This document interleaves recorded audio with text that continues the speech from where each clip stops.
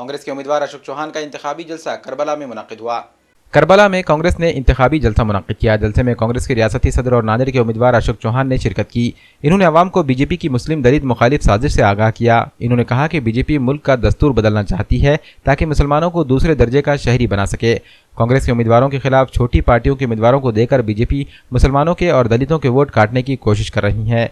इन्होंने ऐसी पार्टियों से होशियार रहने की अपील की। जलसे से नरेंद्र चौहान ने भी खिताब किया। जलसे में बड़ी तादाद में लोग शरीक हुए। हमारी कांग्रेस पार्टी ने इसका विरोध किया। कांग्रेस पार्टी ने कहा कि ट्रिपल तलाक के बारे में आपकी जो मंसूबे हैं तो हमें बताइए।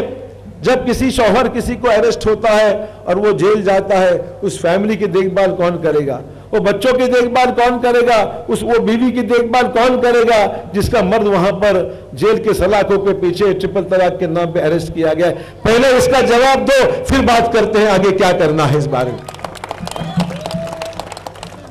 ये लोग मुस्लिम पर्सनल लॉ में भी दखल दे रहे हैं। सोच सकते हैं दोस्तों, बाकी छोड़िए, देश का संविधान बदलने में जो लगे हुए हैं, क्या वो आपको छोड़ेंगे? हमको छोड़ेंगे? हमको भी नहीं छोड़ेंगे, आपको भी नहीं छोड़ेंगे। हमारी लड़ाई इसलिए है दोस्तों, ये हमारा मुल्क ऐसे नहीं चल सकता।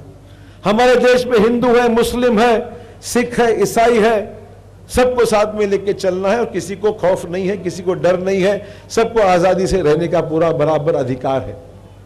पर इन लोगों से लड़ाई करना है तो अकेला अशोक चौहान नहीं लड़ सकता है। जब तक ये पूरी अवाम मेरे साथ में आती नहीं है तब तक अकेला मैं नहीं लड़ सकता।